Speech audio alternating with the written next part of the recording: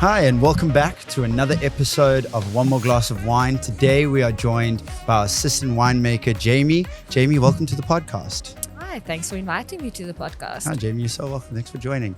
So tell us, who's Jamie? So I'm the assistant winemaker at Waterford Estate. I've been here since 2017. And before that, I had a harvest stint for 2 years in Robertson and one at Sauvignon in Stellenbosch. Oh, so you did a stint in Robertson. That's really cool. Yeah, that was quite fun. It's quite fun. Completely different style of wine to what we're making here in Stellenbosch, though, right? I mean, Robertson's a little bit cooler, a little bit warmer. What wines did they kind of specialize in? So De Wetzel's specializes in Chardonnay. So we did like 5 different Chardonnays. Oh, cool. And with their different soils, it's actually quite interesting to see all the differences in there. But yeah, no, it's a quite a cool climate. You think Robertson is warm, but it is a cool, very cool climate. Yeah. Oh, very interesting. And then obviously with all that experience working in Chardonnay, bringing your expertise to Waterford here, where we make an excellent Chardonnay, that's brilliant. That must have helped a lot transitioning into the cellar. Yeah, no, it was quite a fun thing to do and get involved in the Chardonnay setup on this side, which is quite different to their setup and their making of Chardonnay. So it was quite interesting to see the differences and put what I think we can do and what we do into place. Okay, that's incredible. That's a nice little kind of transition in how you make wines. And now working here at Waterford, you enjoying it? Tell us a little bit about working here with Mark LaRue in the cellar and the team. How do you enjoy your time here? No, it's fun. It's fun. We work hard and we play hard. There's apparently a rumor that we work very hard in our cellar, so students are sometimes nervous to come here. But we're a small team, so it is all hands on deck. But I mean, we all can lift a bucket. You just need to put in your strengths and just do the job. So no, it's fun. Mark is quite a wise winemaker and he has a lot of knowledge and he loves to learn more and to teach people more. So that's quite fun to work with him. He's got his ways. Sometimes he's very strict on certain things, but I mean, you have to have that in a cellar. So no, it's fun. It's fun. And I think we work well together because we're such a small team. Everybody knows they have to pull their weight, so that makes it fun. Okay, cool. I love how you say that teamwork's such an important part of a cellar. I really think that's really important in how we make the wines that we do create. I think that's a really cool element. But being a female winemaker, that's incredible. That is so cool. I'm sure you're really enjoying it in the cellar. Tell us how being a female winemaker differs, or how your experience of winemaking differs to maybe someone else in the wine industry. Yeah, so sometimes it is a bit tougher for us because buckets can get heavy, but you split your bucket in 2 and you take 2 buckets. But now you push through, you have to do the job, you know what your end goal is, so that helps at least. And I think, being a female, you have a softer touch and you bring a little bit of more feminine, a more elegant style to the winemaking side. So I think that also makes a difference in the wines, just having a little bit of a gentle feel to the wines. Okay, speaking of wine, that's a perfect time for us to bridge into what we're tasting today. We're tasting the 2022 Elgin Sauvignon Blanc. Sauvignon Blanc, we don't really do anything else. We don't grow any Sauvignon here on our farm. I mean, we specialize in Cabernet. Why don't we grow Sauvignon Blanc on our farm here in Stellenbosch? So we had some Sauvignon Blanc on the farm, but Sauvignon Blanc likes cool climate. And Stellenbosch is quite hot, so Elgin is quite high altitude. Gets nice and cool up there, and Elgin is known for apple growing. So where you get that nice Granny Smith apples, and so nice crispiness to it. The soils there are a little bit different, more chalky soils, which helps for Sauvignon Blanc and it pulls through in your wines. So yeah, we just a touch too warm on this side, whereas you want that freshness of the fruit coming through for the Sauvignon Blanc. Okay, very interesting. Well, now that we've cracked this bottle, I felt like that was the perfect time. I don't know if you guys could hear the crack of the bottle going on. I think that was a really exciting moment there. Swirling it in the glass, it's got a lovely look, a lovely texture to the wine. It's got a lovely clarity as well. I mean, on the nose, Jamie, tell us, what are we smelling here?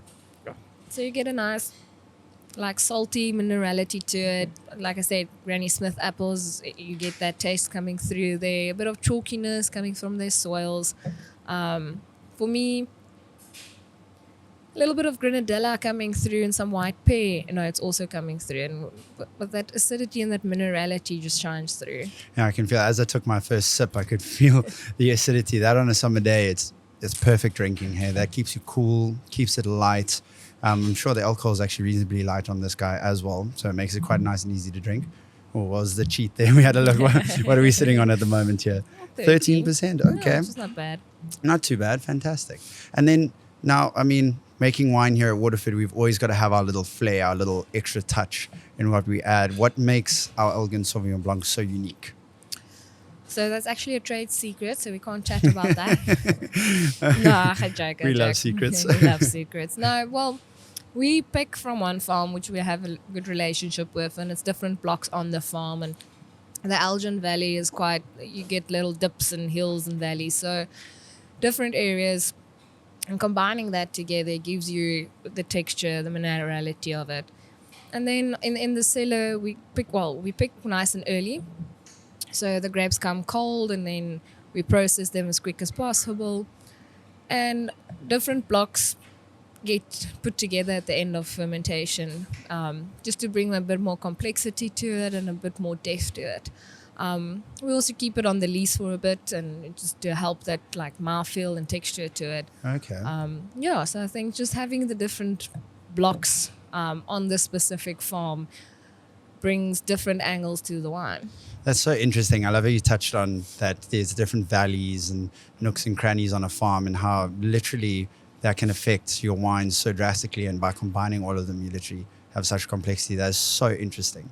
Yeah. I love the terroir of wine. I think that is something that's not spoken enough about.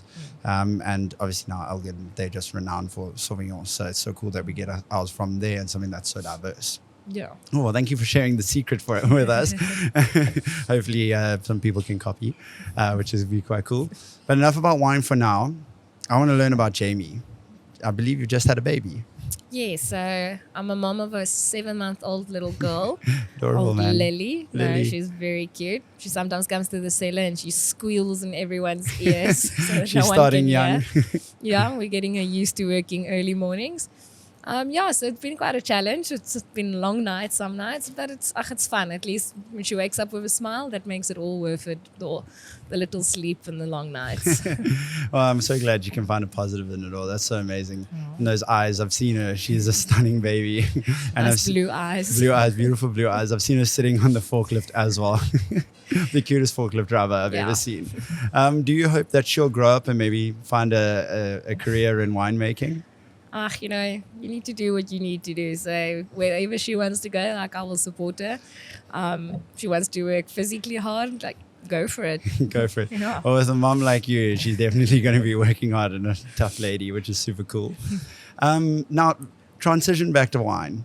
In our cellar, when we are fermenting our Sauvignon Blanc, we do it at a cooler temperature, am I correct? Yes. So why do we chill down our wines during fermentation? So you don't want your fermentation to be too hot, because then you lose a lot of your fruit and your characters of that. So we keep it cool so we can protect the fruit, protect the nice flavors of the wine. And we don't want it too cold, because then you get other problems. Your fermentation won't run. So we keep it at a nice cool temperature, just to preserve the fruit and keep that minerality of the wine. All right, so you actually walk quite a fine line. Yes. When you're fermenting. You don't want it to be too cold, not too hot. Yeah. Wow. And for red wines, does the temperature differ quite substantially? Yeah, so your red wines is quite higher because of the CO2 and all of that getting off there. But also you've got all the skins still in tank. So that does make a difference. So your red wine's fermentation is about you can go from 22, 23, 24. Whereas with your white wine, you want to keep it at 15, 16 degrees. Oh, wow. Nice and chilly. Quite a big difference. That is quite a big difference. Okay. And now your time here at Waterford. I mean, you've drunk a lot of our wines, as I'm sure. Have they taken you to any interesting spots on the farm? Where do you like to go when you need to clear your head, or just find a location where Jamie can just go be? So an interesting thing that happens is when you're in the barrel room, in the red wine barrel room, and there's load shedding kicks in. Just before the power comes back off, everything is dead quiet in the barrel room. There's no humidifiers going, no fans blowing, and it's actually such a nice, quiet moment. And for me, I always wonder, like, where is this wine going to be in a few years' time? Where is it going to be in 10 years' time after we've bottled it? So I must say that's quite a nice spot to have a sit there for that 2 minutes when the power goes out and it's just dead quiet and it's just you and the barrels. I must say that's cool, quite an man. interesting. Not a lot of people experience that. Okay, so it's time to reflect. Yes. It's a lovely quiet spot to reflect. Yes. I saw you climbing into one of our vats yesterday to scoop out, so that's not a favorite little location for you. You don't like that No. little hidden spot. No. No, you need to get that out. I feel like I need to fill in our listeners. Jamie was on top of one of our big red wine tanks yesterday, and she had to jump in to shovel out the grape skins so that we could get all the skins, all the juice, everything into the press. And I saw her disappear into this hole, and I was like, where's she going? My goodness. And there she was, just shoveling all the grapes out. Also, still getting into the thick of it. Yeah, no, it's always good to be still hands-on and still need to know what's going on, and sometimes get into a tank, scoop it out, It's the only way to do it. Hands-on approach. I absolutely love Yes. that. So I just want to touch more on your personal life. Our listeners love learning about the people behind the wine. So your husband, Clinton, he's a wonderful man. I've met him before. Well, how did you guys meet? How did you guys land up becoming the couple that you are today? So we actually met in the gym. But yeah, at that stage, he had another girlfriend. So a few years later, we were at Cheese and Wine Festival, and we just started to have a good chat. And since there, we've been together. Yeah, we've been married now for, 4 years now, almost. Oh, yeah, wow. So going for 4 years, and actually quite interesting. Like Sauvignon Blanc is one of his favorite wines. So Oh, really? he always asks me, when are we getting more Sauvignon Blanc? He's So, always yeah. trying to fill up your allocation. He's filling up my allocation With on Sauvignon Sauvignon Blanc. Blanc. No, Okay. definitely. He wasn't a very avid wine drinker, Yeah? but at least I've educated him a bit more You've now. brought him into the finer things in life. Yes, I Eh? did. I'm sure he's a die-hard Waterford fan at this point as well. Especially Waterford He wines. kind of yeah. has to be, hey? No, you're great to love it. Hey, I'm sure you do. Well, I mean, I can personally tell you that I've fallen in love with this brand. The wines that you guys make are absolutely incredible. So you guys met at Cheese and Wine, hey? Yes. Hey, it's a beautiful place to And meet each the other. worst thing is he brought me a bottle of sweet bubbly. Ooh. And I just looked at it and I'm like, I don't like sweet don't bubbly. like sweet and he bubbly. looked at me and he walked away and he came back with a proper bottle of bubbly. So at least he Okay, so he quickly upped caught his on. game. He upped his game very quickly, yeah. Or maybe he's starting the expectations low, and then you can only improve from there, hey? Exactly. Oh, that's so funny. I mean, we saw him the other day at our family harvest party in the most orange pants I've ever seen. But he pulls them off, hey? You pulled them off, He yeah. pulls them No, off. if you got a dress code, you need to fulfill the dress code, eh? Yeah, well, I Can't slip up. 110% agree. Him being involved in the cellar and things like that, I've seen him bring Lily in and out as well. Has he ever gotten stuck into making wine? Have you ever shoved him in a tank? Yeah, of course. Hasn't shoveled the tank out, but no, last year he actually came to help. We were a bit short-handed the one day, and he actually came to like scrape grapes out into the bins, into the conveyor belt. So Oh, no, cool, he's been around. He's made some yeast with me, helped me out with that, helped out with pump overs. So Okay. yeah, no, he needs to get his hands dirty to know what I'm going through in the cellar. Yeah, I can imagine. Dipping his toes into winemaking. Yes, just to know what's going What's on. actually going on. See What do you why think? our hands get red during harvest. I've seen that. I always think you've painted your nails, but that's just the red wine skins there. I once had a girl ask me, do you want to come and work at my hair salon? I'm like, no. She's like, oh, I thought you were a hairdresser. I'm like, no. No, this is skins, Yeah. grape skin dye. Yeah. Oh, cool, man. You're quite young in the wine industry. I mean, I feel like you're at I wouldn't say the beginning of your career, but you're definitely in the early days. What advice would you give to a young individual who's starting out in the wine industry? Let's actually narrow that down to a young female winemaker starting in the wine industry. What advice would you give them? So I think, regardless of what people say, just push through. Don't let anyone dampen your happiness and joy for wine. Yes, it is hard work. It's long days. But at the end of the day, it's fun. At the end of the day, it's your passion. If you've got a passion for your work, then it's really fun. So I think just push through and, be committed to what you want to do. Be focused. Know it's going to be hard work.